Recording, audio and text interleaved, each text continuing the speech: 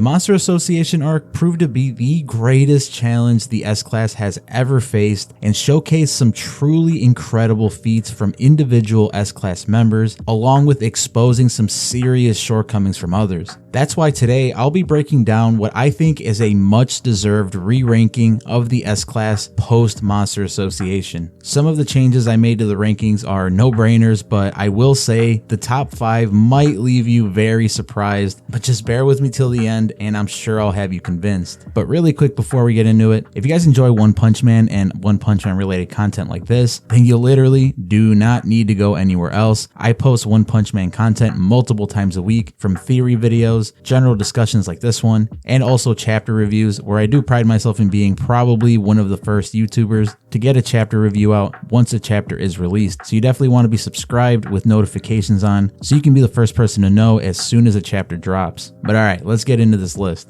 So before we get started, I do want to preface this by saying that I'm not taking any webcomic events into consideration with this list. So for our purposes, we're going to operate with the assumption that there is no major changes to the actual personnel of the S Class other than Bang's retirement, although Bang will still be ranked here. So with that being said, let's get into it, and we kick these S Class hero rankings off with Tanktop Master. Tanktop Master is known to be one of the physically strongest heroes in the S Class and proved it during the Minster Association arc when we see him flinging a transmission tower and even a large sized building with the help of Fubuki. But unfortunately, this is where his feats end in this arc, as he is relegated to more of a support role because his only major fight was against Fura Ugly, which resulted in him getting one of the most severe beatings that we've ever seen in the series. His lack of relevant feats in this arc and being so much weaker than lower dragon level threats drops him to 17 in the S Class rankings. So moving on to someone that actually took a little bit of a step up, we have Puri-Puri Prisoner. Now Puri-Puri Prisoner is another hero known to have incredible physical strength, but has also been seen to have a crazy amount of durability. He was able to defeat Free Hugger, a demon level threat, by simply hugging him to death despite being covered in spikes. During his fight with Bakuma, another demon level threat, he gained a new ability called the Vibrating Dark Angel Rush, which helped him easily take care of the elephant-like monster. He was also able to withstand attacks from Neon, a dragon level threat, where his rapid healing factor was highlighted and allowed him to gain his new bristle armor ability. By the end of the arc, he received some much needed power buffs and was a crucial support character toward the end of the arc, but his failure to put up much of a fight against an unmonsterized Garou or Neon keeps him low on the list.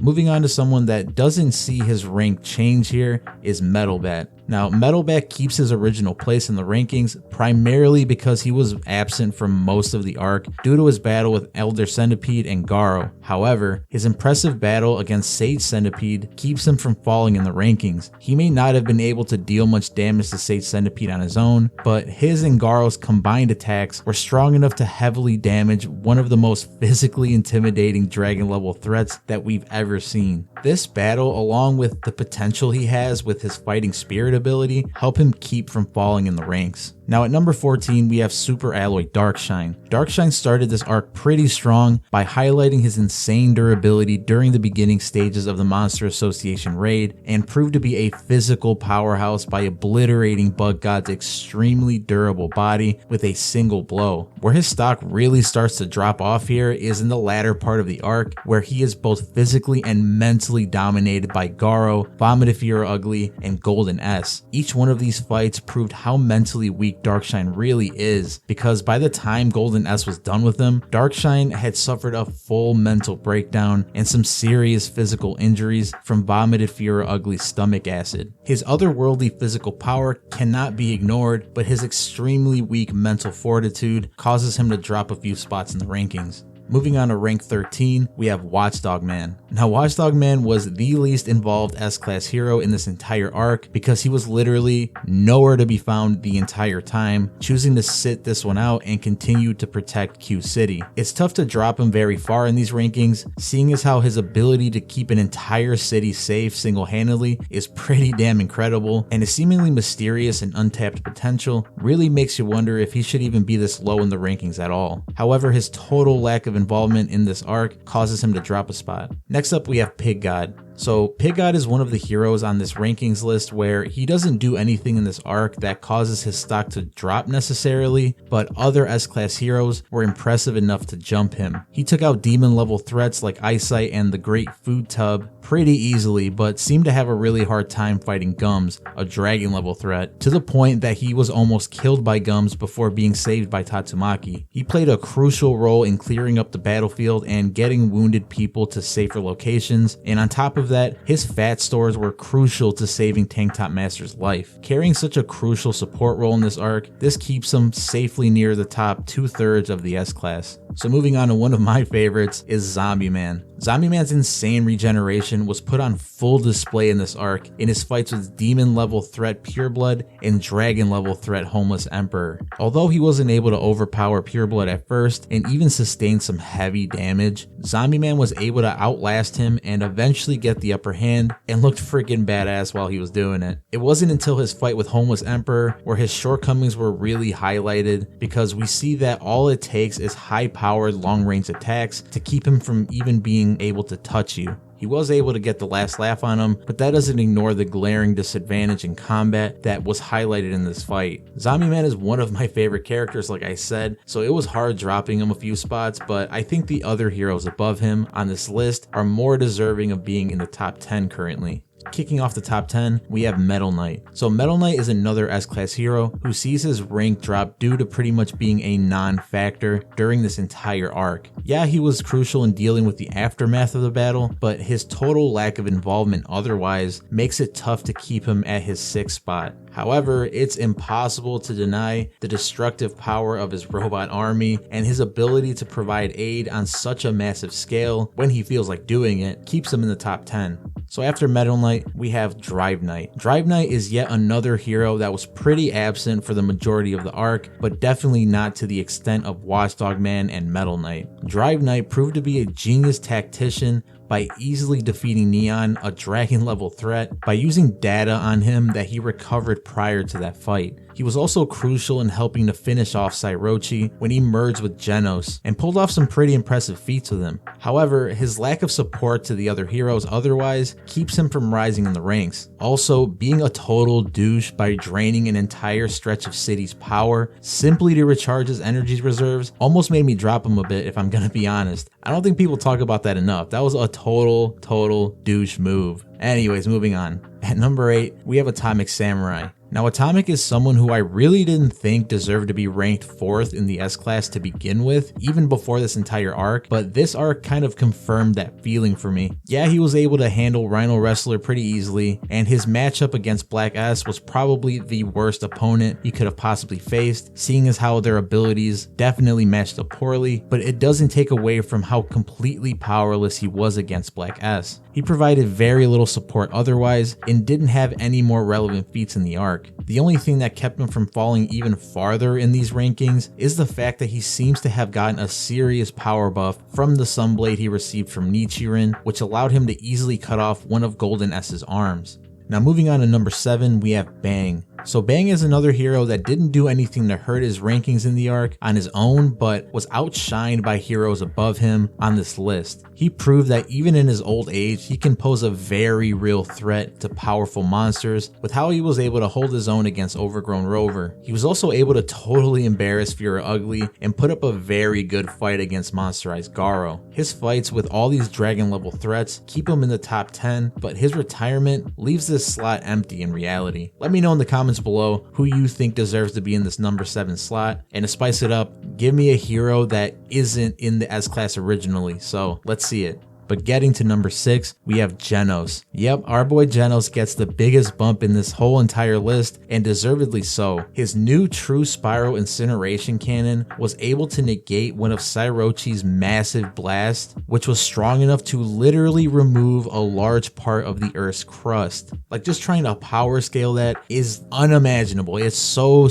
crazy that Genos was able to just straight up negate one of these attacks. He also provided irreplaceable support to Tatsumaki, which allowed her to finish off Sairochi's giant form. This, along with the fact that Genos points out himself that his new upgrades allow him to destroy an entire meteor on his own, with even stronger upgrades probably coming, shoots him way up to rank 6. Now, kicking off the top 5, we have Child Emperor. Now, don't let his lack of movement in the rankings fool you. Child Emperor was a crucial aspect of this Minster Association win. He proved to be a natural born leader by keeping communication amongst the S Class and relaying important information to all of them throughout the entirety of the arc. He also proved to be an effective fighter by using his awesome fighting robot Brave Giant to defeat Phoenix Man, who had eventually become a powerful dragon level threat by the end of that fight. All this, along with him being responsible for the safe recovery of Oganma, makes him very deserving of staying in the top 5. And this arc really highlighted his potential to go even higher in the future.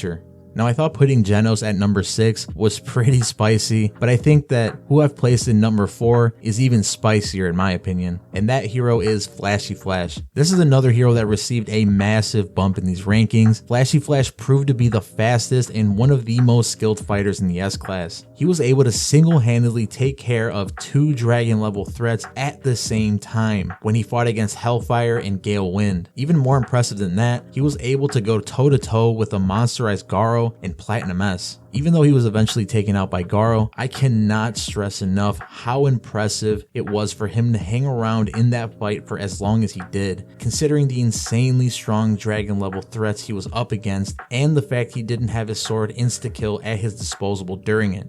Now, moving on to the spiciest but most well-deserved bump in the rankings. At number 3 we have King. That's right, our Lord and Savior King makes it to the top 3 of the S Class in this list, and it's not even a debate. He was able to completely obliterate a monster with fear alone during this arc, and that's not even the most insane feat that he has. Nope, he soon outdid himself by using his ultimate attack, the ultimate Hellfire Burst Wave Motion Cannon, to completely embarrass Platinum S and Evil Natural Ocean. Somehow, he still had the energy to take Tatsumaki to safety after she had passed out from exhaustion, proving that King has some of the greatest stamina in the entire series. Okay, well, with all that being said, in all seriousness, I'm putting King at number 3 because he's King and no other real reason, to be honest. So you know what? You can go ahead and fight me in the comments about it. I'll take it. But moving on to number 2, there is no surprise here that we have Tatsumaki. Now, Tatsumaki keeps her spot for very obvious reasons. This arc proved why she's known as one of the most terrifying beings alive, human or monsters included. Throughout the whole arc, she seemed to easily handle any opponent put in front of her, and it took a merger of Psychos, Orochi, and possibly some god intervention to push Tatsumaki to her absolute limit. She was able to uproot the entire Minster Association along with Z City and finish off what remained of Monster King Orochi. And we still haven't even mentioned how she single-handedly saved almost the entire S Class from being destroyed by floating them to the surface while many of them were badly losing their respective fights. I don't think it really takes much convincing to prove why Tatsumaki deserves to keep her number 2 rank, and we could honestly say the same about the number 1 ranked hero on this list, Blast. Now, in all honesty, Blast would have stayed at his number 1 spot even if he hadn't made a cameo in this arc. However, we were fortunate enough to witness why he is truly the strongest hero in the S Class, and it's not even close. He proved to be faster than Flashy Flash, physically stronger than any other hero other than Saitama by spinning an insanely heavy God Cube on one finger, and gave us a taste of his amazing arsenal of abilities. In his fight with Cosmic Fear Garou, we got to witness incredibly powerful moves like the Gravity Knuckle and Dimension Cannon. His hyperspace gates were also shown to have a very high level of utility, being able to teleport himself and others, and even being able to redirect Garou's insanely powerful attacks. All that being said, it still seems like we've barely scratched the surface of Blast's powers, but even so, he proved to be very well deserving of being the number 1 ranked hero on top of the S Class. Now at rank 0, we obviously have Saitama here because Saitama is of course the one above all and could wipe the floor with any one of these heroes, even if they all work together to fight him. But of course, Saitama goes almost completely unrecognized throughout this entire arc and doesn't even get credit for defeating Cosmic Fear Garou, which would easily put him up at rank 1. So to honor our boy Saitama, I'm gonna give him rank 0 in the S class to show that he truly is far and above anybody else that we could possibly mention in the series. So there you have it. There is the new S Class Hero rankings. Let me know in the comments below if you guys agree with this list, or let me know in the comments if you guys disagree with certain heroes ranked in certain places, and feel free to drop your own rankings for all of us to discuss. I am very curious to see what you guys think and where you think all of these S Class heroes stand against one another. But if you enjoyed this video, please make sure to like and subscribe. And if you guys want individual breakdowns of some of the greatest fights in this entire arc, then click the video on your screen, which is the first video of a series where I'll be covering what I believe are the best fights of the entire Minster Association arc. But that does it for this one, guys. I'll see you in the next one.